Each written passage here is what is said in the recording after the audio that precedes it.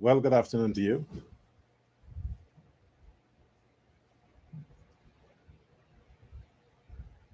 I do apologize for the late start.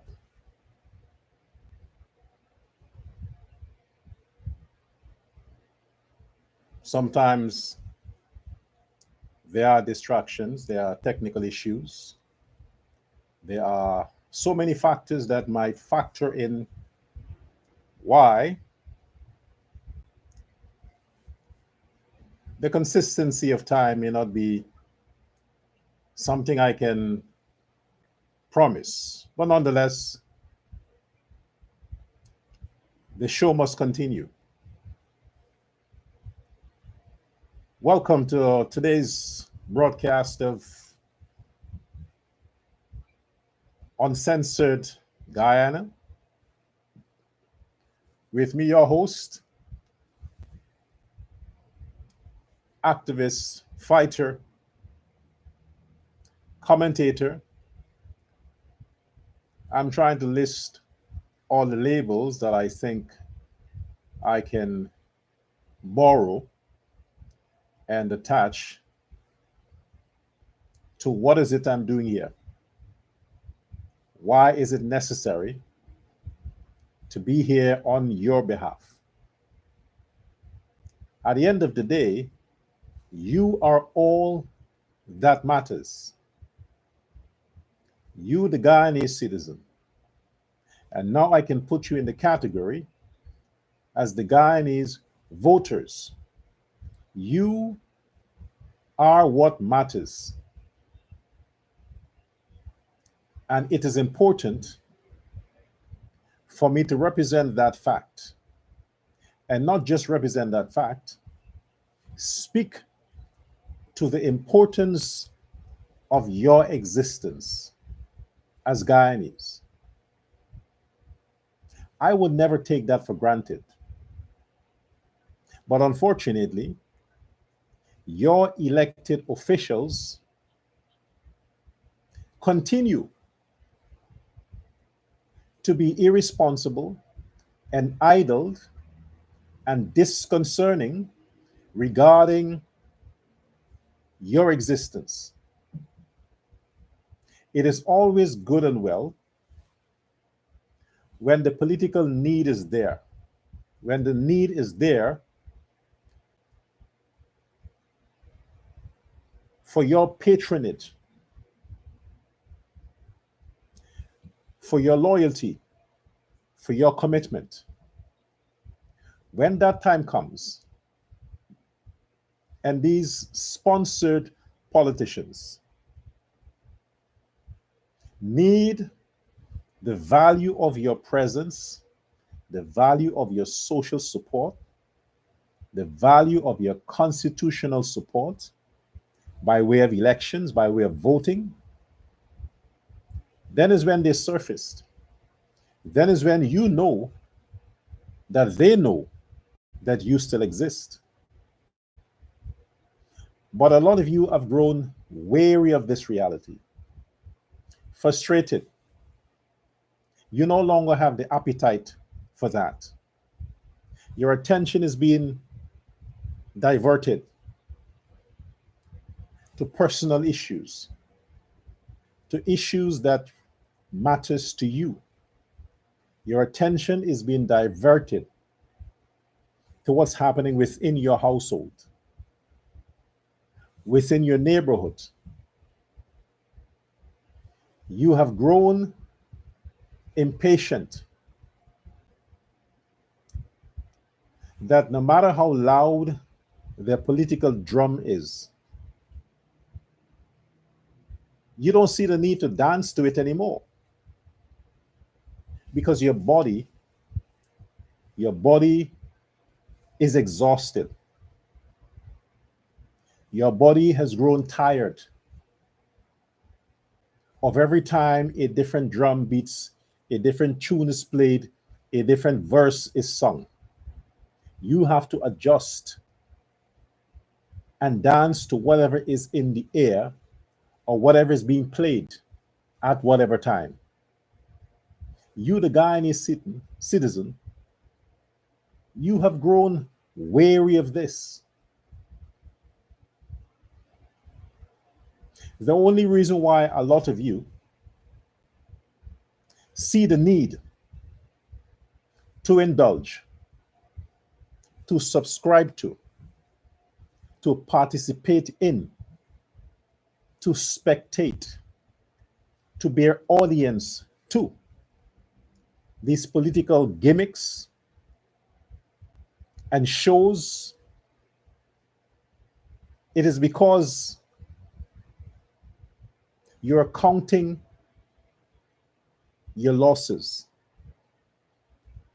You're measuring your gains. You are anticipating something good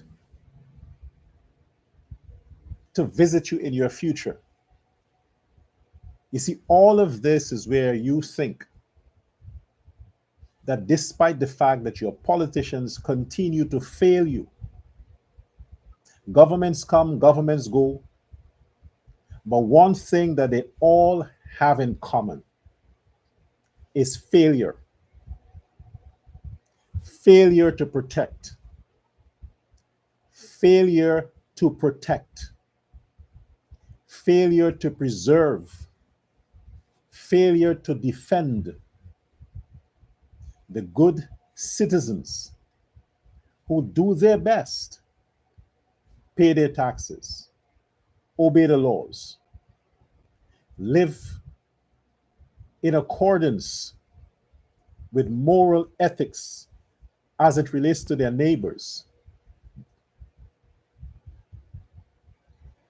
You who have done that and continue to do that still see your services being fallen short by administrations that come and go, even the current administration.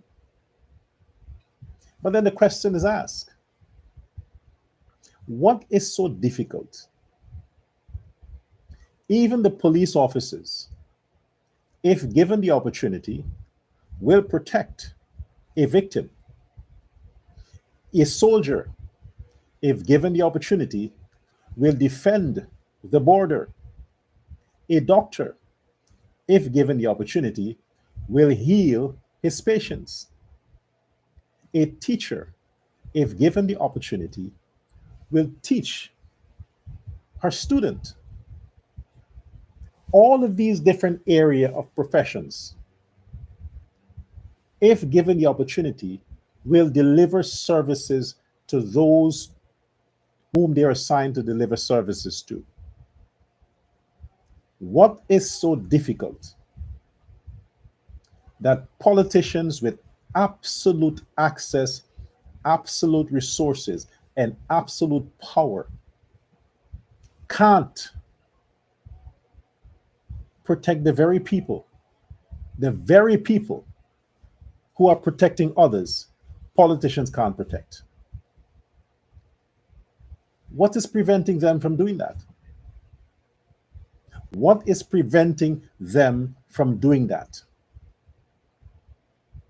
What do they have to lose by not doing it? What do they have to gain by not doing it? There have to be gains somehow. You can't just turn your back on the safety, security of your citizens. You got to be benefiting somehow. Is either you have something to gain by turning your back, or you have something to lose by giving attention. So hence, therefore, you must turn your back. Who is holding you at ransom? Who is holding you at ransom? Be it the PNC, the PPP, coalition. It seemed like every government that has come and gone lacks the balls, the courage, or the intelligence to protect the citizens of Guyana. My question is why? You had a black government, they couldn't do it. You had so-called Indian governments, they couldn't do it. Now you have another so-called Indian government and still can't get it done. But the enemy that has been a threat, that has been a parasite, that has continued to undermine the democracy within Guyana's borders, the safety, the security of the good citizens of Guyana remain the same. The enemy hasn't changed. For decades, the world knows who the enemy to the Guyana struggle is. And that same enemy is there today. Is the enemy that powerful that regardless of what government, what party flag, they can't address it? They can't address it. What is the enemy capable of nuclear attack that the government has to just ignore it and hope that the citizens don't go in the way of the enemy? Hence, they are attacked or they face the wrath of the enemy. Why hasn't it that no government can protect the good citizens of Guyana? Why not? This is how these failures creates a vacuum, an opportunity for people who have the balls to get involved. This is how people get involved because those who are involved, who once criticized the system and have now became the system, are now growing fat, lazy, distracted, and can't embrace the very thing they once promised to deliver. But the people who have been victimized historically continues to be victimized even today. Who will protect them? Who will? Should I get involved? Welcome to Uncensored Guyana. I'm Dr. Love Prasad. Before we go on, let's go to the chat and acknowledge some of our viewers who have tuned in this afternoon. It's the 7th day of July. I won't say anything more. I'll just leave it as that. Okay, we have a mic here.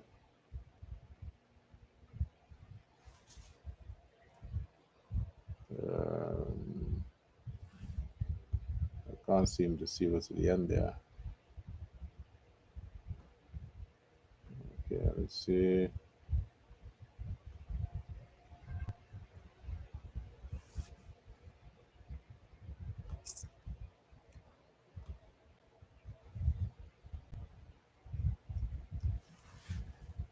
Okay, good afternoon to Mark.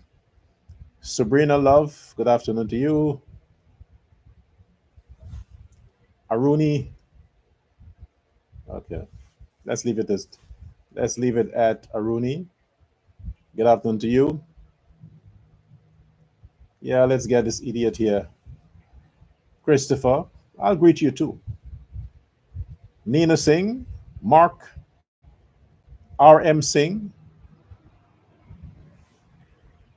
Lynette Singh. Okay. I'll get to your messages in the future. But for now, let's get back to it. I want to play, since I can't show you the video, but I guess you have seen the video. But I want to, for my commenting, I want to play for you on this live this from the owner who decided to come on and speak on this behalf. Let's listen to him. Listen, the neighbor CCTV have the footage where when Adriana was missing, the neighbor CCTV kept me on camera that I arrived at the hotel after Adrian was reportedly missing. Probably I'm going to release that very soon to you guys. My conclusion, that this tragedy has devastated not only the young family, but also mine. While I acknowledge the pain, I must also highlight that my family, my staff, and our community has suffered as well. The community has lost its value where Double A Hotel hosted international guests and domestic. Let me break this down piece by piece. This man, despite his loss,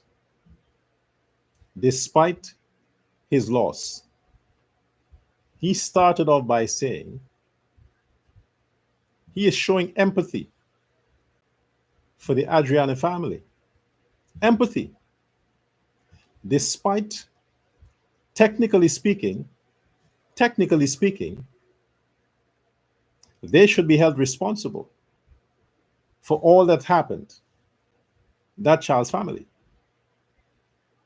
But yet this man first acknowledged, not coming to his pain yet, is acknowledging their pain. Even though their pain, most of it, because the loss of any individual, child, adult, any individual, if you are attached to someone and that person passes away, nobody can imagine your pain. Regardless, death is death, grief is grief. It matters not who it is.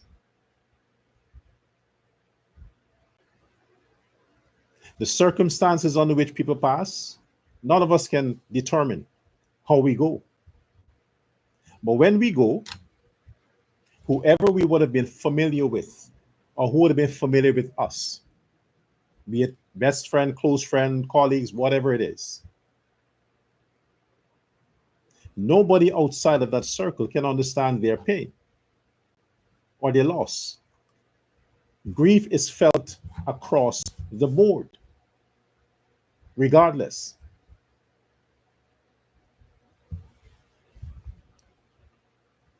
And to bear in mind, the fact that this man is not in front of a jury giving a statement to express his remorse. He has done nothing wrong. I need to stress that. This man from the Doubleday Hotel has done nothing wrong. Nothing. The incident may have occurred on his premises,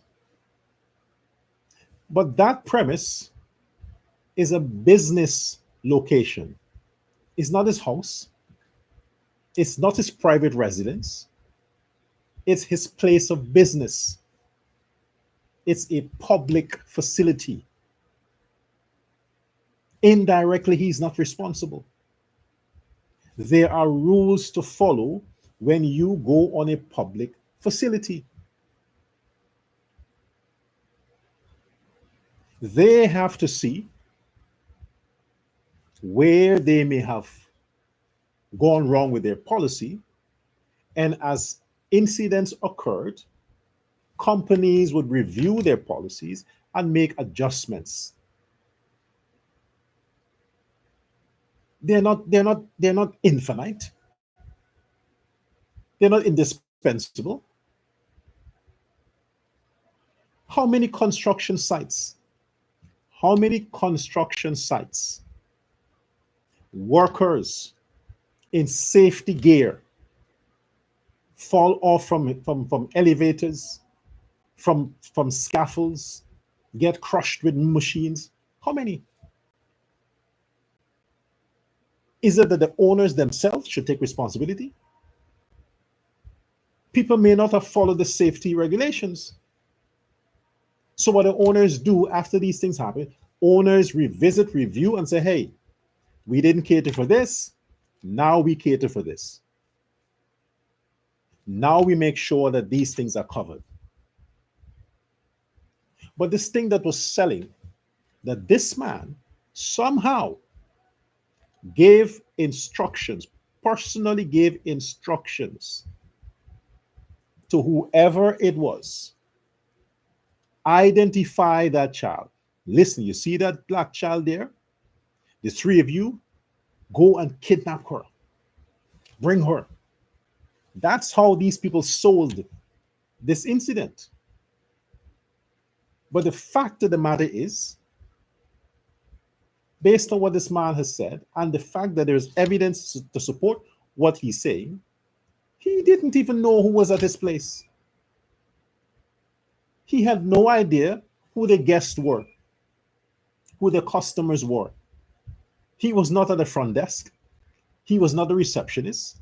He was not the pool attendant or the security guard. He was doing his other stuff, minding his own business, because he has managers, he has people to run his facility like most big companies do. The owners are never there. That's why they hire staff.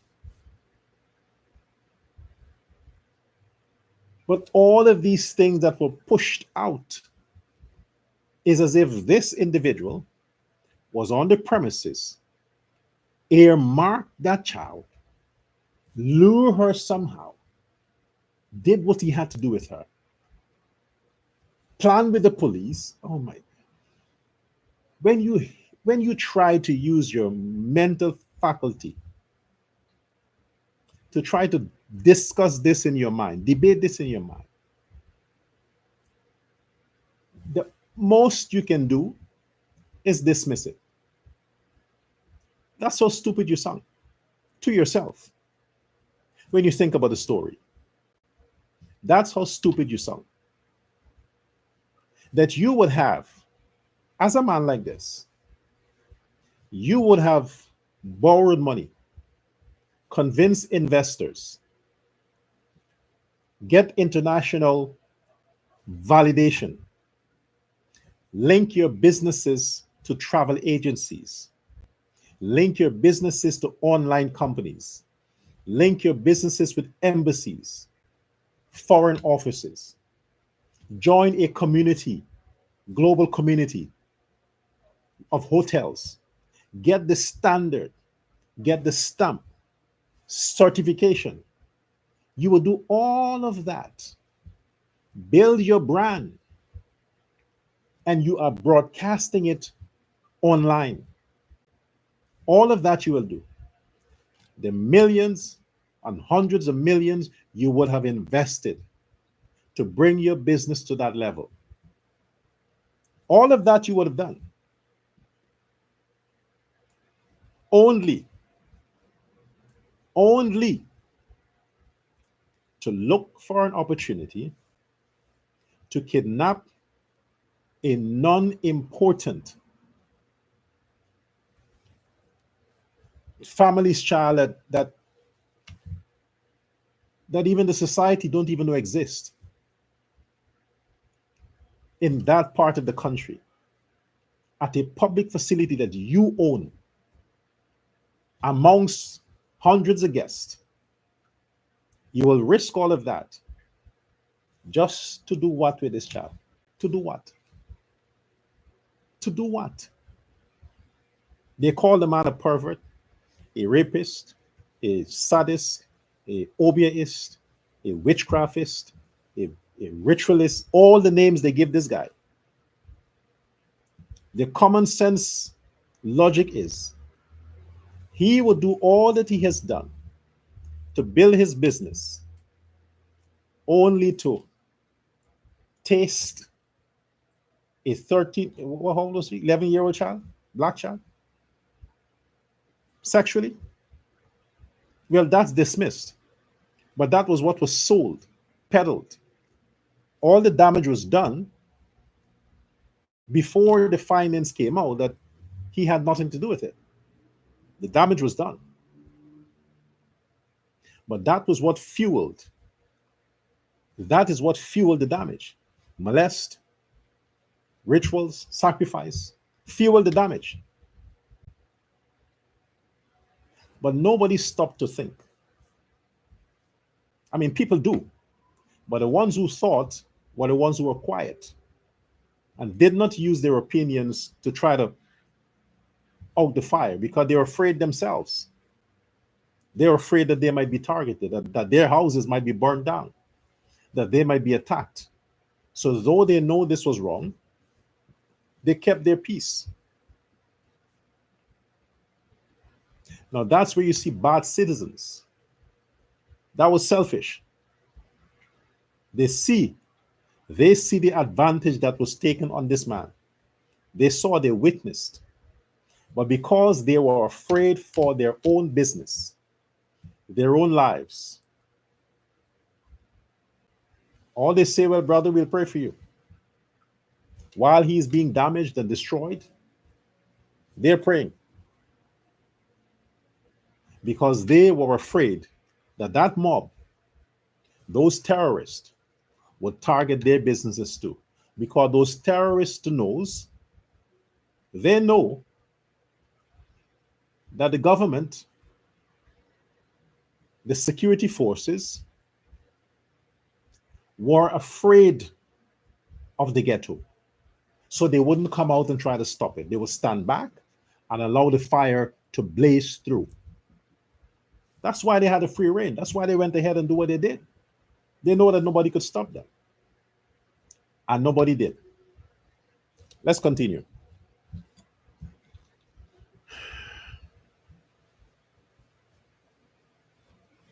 Domestic to benefit other businesses around the area. I mean, we had a hotel, the market was getting business, the supermarket, the restaurant and the bar nearby, the barbers and the salon, the taxi service, the clothing store.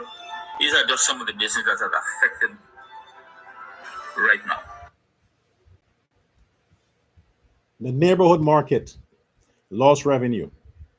Taxi services, clothing store, supermarkets, barbers, all affected economically by the destruction.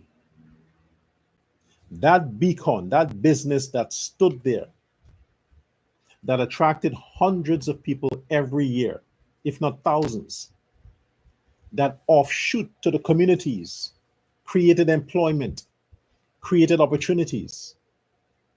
Those thugs didn't look at that. They were incapable of even projecting the damage that would be caused at everybody else. They didn't look at that. They didn't look at the fact that their relatives who has businesses, who's working at these businesses, would be out of a job, out of a business. They weren't looking at that. They were looking at, here is this Indian who owns this beautiful, massive place, who it is touted that he's a cousin to the president, who it is touted that he's a PPP supporter, who it is touted that he may have been involved in whatever, drugs or whatever. And they, for a while, harbored jealousy, animosity, anger, and evil intentions towards that individual. Seeing him coming and going, a young Indian man, seeing him coming and going, looking at him and his family, and jealousy.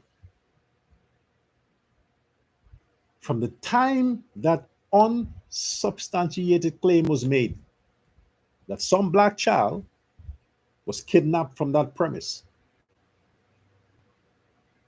the others saw the opportunity And even though there was a voice saying, hey, hey, hey, don't touch that man. Hey, hey, hey, it's not true. Hey, hey. No, they blocked that out. Because the end game is they wanted an opportunity to destroy that man's business. Even if that child would have been found somewhere else, that would not matter. Their intentions was to destroy the man's business because they were jealous. They see the growth of the community. They see how many businesses were being built. All of that caused them jealousy because they owned nothing. They get up in the morning, they just sat around and look at everybody else, spy on everybody else, gossip about everybody else. So knowing that that business was one of the lifeblood of that community, they had to destroy it. And by destroying it, they destroyed the community. They didn't care. They didn't care. Because before that community reached that potential it was, those thugs, those PNC vagabonds and hooligans, they were in the gutter. After that community rose up and showed the potential it showed, they did not rise up with it. They remained in the gutter because they were not interested in growth. They like being there. They like being there so that the government welfare services will reach them in the gutter and they're comfortable there. The chaos happened and they came out. They came out as if they're fighting for a cause, as if there's a real reason for protest and destruction. They're proud of it. They're happy.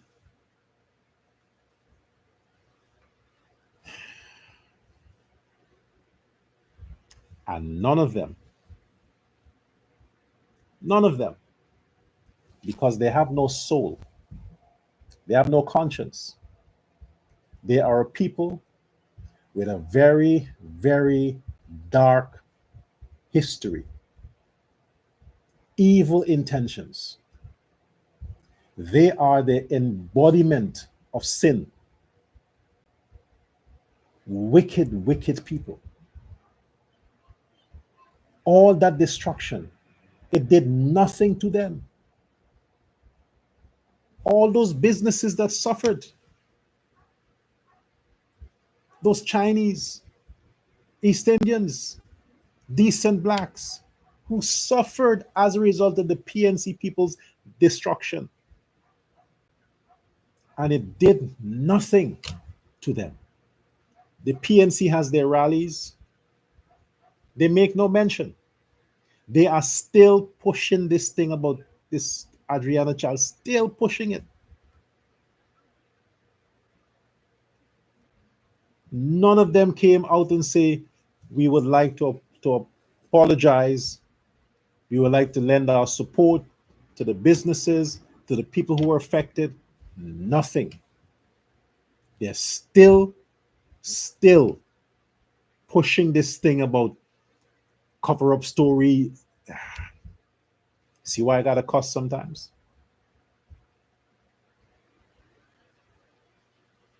And you heard the man. So many people were affected. Nobody cared about that. Nobody cared about his loss. The other people around the area, their loss. How many people interviewed those Indians in the city on the East Coast who were attacked, who had acid thrown on them? How many people talked to those people? How many journalists?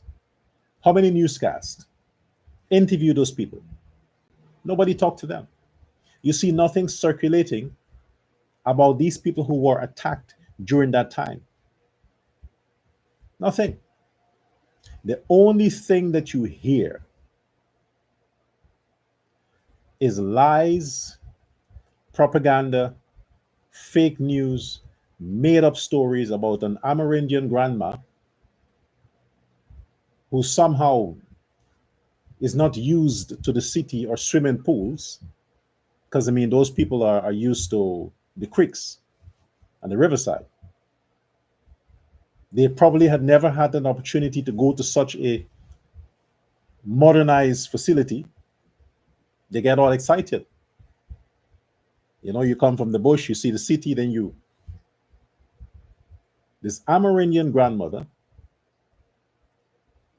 and these are the people who the, the cash grants that President Ali gave out caused a lot of people to do a lot of nonsense with that money. Who didn't buy smartphones, buy sneakers, guns to rob people, pay prostitutes, drugs? Some of them went on these resorts, spent all the money.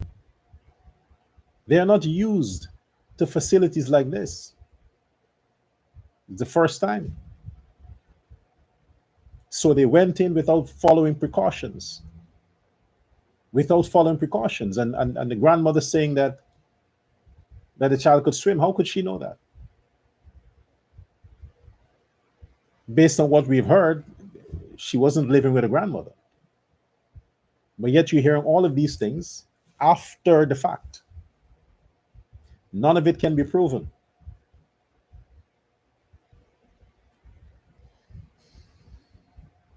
Now we are the 7th of July, almost 2 months ahead. All of the traffic on this case typically died down. But that place is still standing, still destroyed. That man, you have seen him, you've heard him. That's a young man. We talk about giving the young people a break, giving them opportunities. The Ali government, Ali Jagdeo government, most of the ministers are below a certain age. Is this how you encourage young people to invest? Is this how you encourage them to take risks when they can't guarantee, when they can't have guarantees of protection? How would they want to invest in cases like that? You have countries where these protests and lootings destroy businesses, but the government covers that. They cover that. Is this man covered? The man is correct. You have 100 staff out of a work, out of jobs, out of income. You have all these other suppliers and people who are connected to the business affected.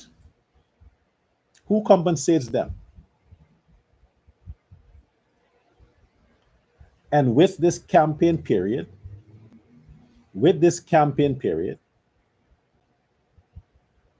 you just want to sweep it under the rug. Keep it quiet. Because if you deal with it, Ali government, if you deal with it, you think you might lose some of the African votes. You don't want to stir it up. You don't want to offend people because it's a sensitive issue. What is sensitive? What is sensitive is that you, just like the other government, failed to protect your base. Just like the other governments. Name one time in history, in Guyanese history, name one incident where any black business suffered that kind of loss. Give me one example where any businesses owned by Afro-Guyanese suffered that magnitude of loss any time in the history of Guyana. Name one time. But if you go to the archives of the newspapers, of the news, you will see countless Numerous, too numerous to mention, of instances where Indo Guyanese and Chinese businesses suffer by virtue of looting, burning, vandalism throughout the history. Suffered. Name one time a black business suffered. And this is across governments. This is not just about the PPP government. Every administration, Indians are victimized. Every administration. And look at what they're doing with their money. Look at what Doubleday hotel owners did with their money. They invested the money to bring value to the community. The surrounding real estate, the value would have increased as a result of that business location there. Increase. Now, what would happen to the real estate now? Who do you think will want to buy properties in that neighborhood? After what happened? The value would go down. People wouldn't want to buy properties or invest in that neighborhood because of that potentially happening again. You lose value. You lose investment. When you see you have a certain neighborhood and certain elements are taking properties in that neighborhood, it takes the value down. Because the people who matters, they would ask you who lives in that neighborhood. And as long as you mention certain kinds of people, I'll just say it, black people, it takes the value of the property way down. It's not because these people are racial. No, because they know the culture of blacks and what it brings. Partying, fighting, drugs, gangs, loud music, immorality, lots of kids all over the place. Nobody wants to live in that setting. They don't want neighbors like that. So they look for neighborhoods where you don't have these kinds of blacks. It brings the value of the real estate down. You have other countries where this happens. For you to have access to certain neighborhood, you got to be a lawyer, a doctor, or some professional or some career person if you are black. But if you're the average black, they don't care where you get your money from. They don't want you in their neighborhood because they know what comes with people like you. They know, and they don't want that. They want their peace, their calm, don't want to bother anybody. Their security must be guaranteed. So these people don't want these kinds of people in their neighborhood. But the Doubleday hotel owner, he wasn't thinking like that. He thinks, hey, I'm a part of this community. I'm going to invest back in my community because he thinks the community would benefit. That's what he did. But look at how the community pay him back. He brought an investment, according to him, of over 25 billion. Yes, billion, not million. 25 million wouldn't even get you a house and land. 25 billion for that complex. And this is how they pay him back, by joining forces with the thugs and the criminals and destroy his property with no justification. And then they call it a national tragedy. The national tragedy is what they did to that man in his place. That's breaking news. Their negligence of their grandparent, this old Amerindian lady that is used to the bush, and her mixed relatives, caused the child's drowning in the pool. Case closed. The only justification for that man draining his pool is because somebody drowned in the pool. Then you drain it, you washed it, you disinfect it, you lock it off for a while. There was no other justification for the man draining his pool. None whatsoever.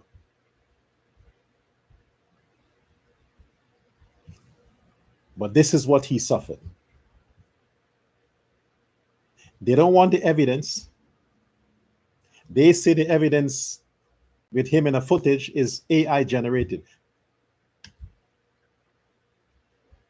But we are not here to convince them. I'm not here to convince them. I'm here to bear representation to the fact that this gentleman should be compensated. You see, he can go after the family. He can sue the family. He can sue the police force. He can sue the Ministry of Human Resources and Social Protection. He can even sue the government. But he should sue whoever he has to sue to recover the loss of his investment, to recover the loss of salary for his staff, and the neighboring businesses that were affected, they too should sue. Because had that business not suffered the way it suffered, they would not be out of business. Everybody should sue. But it should not be a closed case. It shouldn't. This has to stop. You, President Ali, Vice President Jagdeo, every PPP government that comes, you have not taken care of the number one issue amongst your base: security. But every time there's an elections time, you talk about technology, you talk about this, you talk about that. But you had 5 years to make it right. Yet in the 5th year, you had a massive business owned and operated by your supporters suffered. 5 years into your government, and still the security problem has not been addressed. And don't let's look at PNC, because throughout the PNC regime, Barnum, Hoyt, and Granger, Indian suffered. Can you imagine? Let me break this. I want to talk about other things, but I'm going to stick to this. That Indian family is going to work from 5 a.m. to 4 or 5 p.m. every day. His wife gets up, prepares his breakfast and his lunch, so he brings it with him to his job. He gets his salary. He budgets his salary for his family, and he saves 60% of it. And that man, after 20 years, decide that, you know what, with his wife, listen, we're going to build our house a bit bigger. We're going to take a loan from the bank and extend it, because we don't want our children to go rent a house. We wanted to have their families here so they can save money, so we can help them. Let's do something for them. He is going to do that. And the money that he saved, 2 scenarios usually happens. He might invest it in jewelry. He might invest it in something where the value would not be affected. And lo and behold, some ghetto thug break into his house and at gunpoint robs him of the jewelry, of the money that he would have saved for 20 years. All of it disappeared just because some ghetto, cocaine sniffing, marijuana smoking thugs that stole weapons or borrowed it somehow and robbed him at gunpoint. And if he resists, shoot him or his wife and run off with their money. You think that's fair? Or if that don't happen, he is on his way to the bank to draw the money he has saved in his account to pay a deposit to the contractor to start the building. And he leaves the bank with a bag with his money. He didn't steal the money he saved for 30 years. Leaves with that money. And he steps out of the bank. Between the door of the bank and the taxi or the car, 3 armed robbers shoots him, grabs his money, and run off with it. Think about it. There are hundreds of Indo-Guyanese who experience what I just talked about. That they can't walk the streets at no time with a ring on their finger, a jewelry band, or a chain. No time. Because there are some young black thugs somewhere spying on them, waiting for an opportunity to pull a knife, stick them up, and rob them of that, and then run off. And when they go to the police, who naturally are also black, all they do, take a report, play like they're going to look at surveillance cameras, go to the people's home, talk to whoever, and that's the end of it. That's the end of it. So that Indian family, no justice. No justice. You can't replace the 30, 20, 10 years that they would have saved and sacrificed. Can't get that back. All the earnings, all the money, all the jewelry, gone. And what do these thugs do with it? They smoke it, they give it to prostitutes, they drink it out, they party it out, and then they seek another Indian family to rob again. And the cycle continues from Bornholm to Hoyt to Granger. It continues.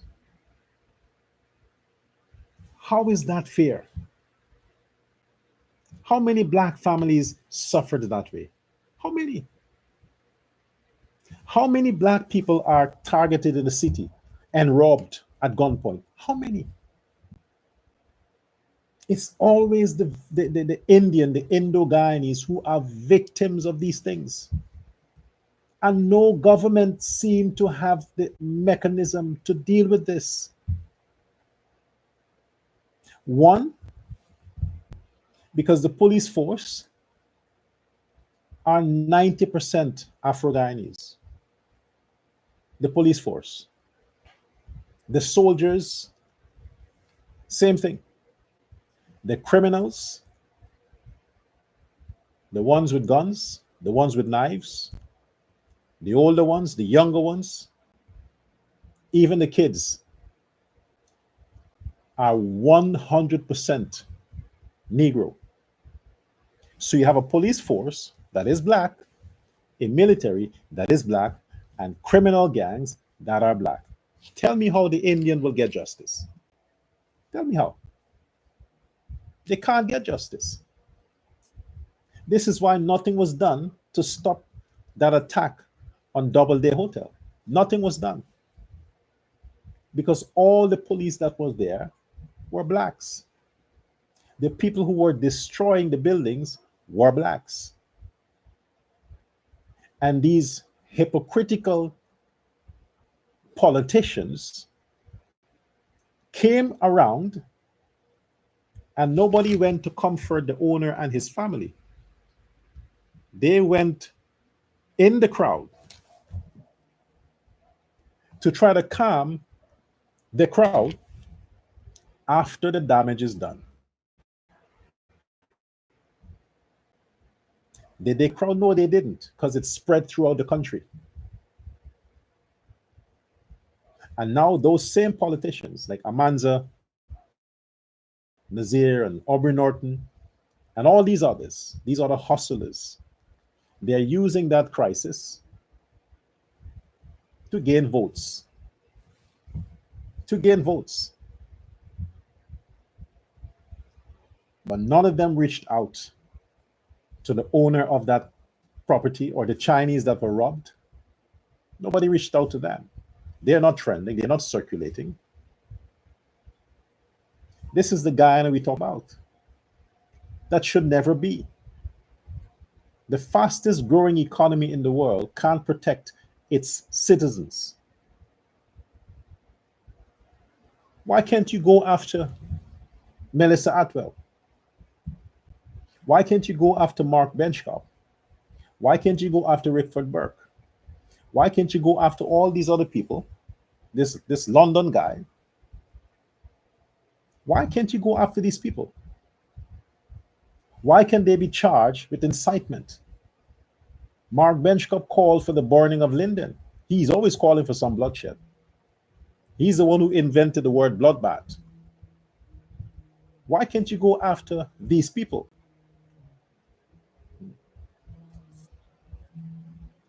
Is it fair?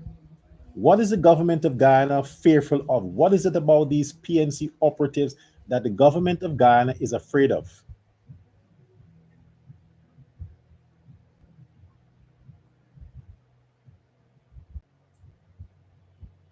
What is it that they're afraid of?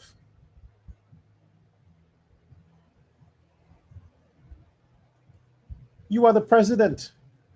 You are the government. But you can't address the issue of security for the people who made you president. This is not limited to Irfan Ali. This is a Jagdeo issue also. This was a Ramatar issue also. And your people are leaving the country with their resources. Do you know how many Indians invest in Suriname? The largest businesses here are Indians, and they're Guyanese. They're Guyanese. Why couldn't they invest their money there? Because you can't provide protection for them. They take their money out of the country. That's not what you want. You want them to invest their money within the country. You have the most resources, the largest economic community, the largest brain group. You have all the resources, all the money, all the know-how, all the investment, and you are afraid of a group of poor people who can't help themselves without your charity? What do you have to lose? Elections is coming up. Now you're talking about security. Everybody's talking about security now. What did you talk about for the past 5 years? You will have a revisit of the riots of 2020. Because the PNC and the others, they will lose, and they're going to ignite that situation that happened a few months ago. They're going to ignite this whole gossip about more than these kinds of things, just to rally up their supporters to go out and do what they did 2020. Attack people, block the roads, burn tires, loot businesses. They're going to do it. They're going to do it because what? You have been a failure when it comes to providing security to the people of Guyana. You have been a failure. The people have to come out now and stand up for themselves. You have to protect yourself. You have to get up, organize yourself. Don't depend on the government anymore to protect yourself. You have to protect yourself. Get the necessary things you need. Protect yourself, your family, and your community. Build a wall. Keep them out. Certain neighborhoods, you should not sell houses to them. rent houses to them, keep them out. Let them go stay in these other neighborhoods. You build your housing scheme, you build your residential scheme, know who you're selling your houses to, know who you're renting your houses to. Screen them. Because if you take for granted that this might be a decent couple, they have relatives, they are friends. They might be decent, but their friends are hooligans. You have to keep them out. Trust the people that looks like you. Because history has shown when you take these things for granted, you suffer. You suffer. Look at your history. Look at the history of Guyana. When you take these things for granted, who are the people that suffer the most? Always the Indians. The Indo Guyanese are the ones who carry the heaviest cost. Because the blacks have nothing. They have nothing to lose. Nothing to lose. 25 billion. I say 60 billion.